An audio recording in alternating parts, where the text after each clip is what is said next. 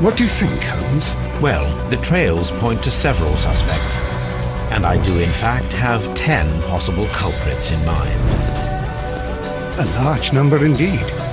Surely some of them can be ruled out? You must listen to the clues, Watson. They tell a story. They tell us she did it. Are you certain? I would hate to put an innocent person behind bars. That won't happen unless we fail in our role as detectives and overlook vital clues. Very well. I'll call Lestrade and tell him we're ready. It's not that simple. The lady was merely fighting for her own survival. What shall we do then? Shouldn't we arrest her?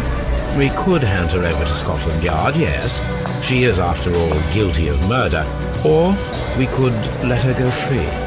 And if we make the wrong decision? It is a possibility, although unlikely. But should that happen, we shall have to live with the consequences. 7 crimes. Your choices. Their punishments. Ah, Lestrade. What is it this time? He can see me. As is right and proper, you are Sherlock. You're investigating murders and your time is spent collecting clues, drawing conclusions and generally being a sociopathic show-off. Ah, Watson. Is that you? Yes, of course it is. And you almost killed me. Nonsense. I was aiming for the vases. Clues are discovered by various means. You can use Sherlock's deduction skills to discern things from people's appearance, interrogate witnesses to find out information, use Sherlock vision, which he apparently has, to analyse crime scenes, and play minigames such as lining up shapes to determine the source of a particular smell, or trying to harpoon a pig carcass to see if a harpoon-based murder was even possible for a single perpetrator. Stand aside, Watson. This might be dangerous. The more clues you uncover, the more things are added to your deduction board. This allows you to link pieces of evidence that you think are connected together, which will eventually bring you to a conclusion. The interesting thing about crimes and punishments is that your conclusions can actually be wrong depending on how you interpret the evidence, so it's perfectly possible to accuse an innocent person of the crime and have them carted off to prison. There is a correct solution to each case, but if you'd rather not know, you can keep it a mystery and never find out if you were right or not. No word yet if you can just accuse someone right at the start without any evidence whatsoever and hope for the best, because that would be a real time saver. You must listen to the clues, Watson.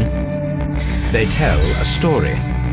They tell us she did it. Are you certain? I would hate to put an innocent person behind bars. The crimes and punishments of the title refers to the fact that once you've reached a conclusion, you decide how your chosen culprit should be punished. You can either condemn them, where they'll get sent to Victorian jail, which was probably lovely, or you can choose to absolve them if you decide that their reason for murder was decent enough. I'll call Lestrade and tell him we're ready. It's not that simple. The lady was merely fighting for her own survival. That said, don't expect those you condemn to be too happy about it. You think you can take me? Cases vary in length, but I was told the one I got to see was around 3 to 4 hours long, and there will be either 6 or 7 cases. The producer from Frogwares told me 6, the trailer says 7. Maybe it's another Sherlockian-style puzzle to solve. And sadly, it looks like Watson might act like a normal person again, rather than the famous creepy Watson of Sherlock Holmes' nemesis. Still, there's always hope, as the Crimes and Punishments Creepy Watson trailer shows.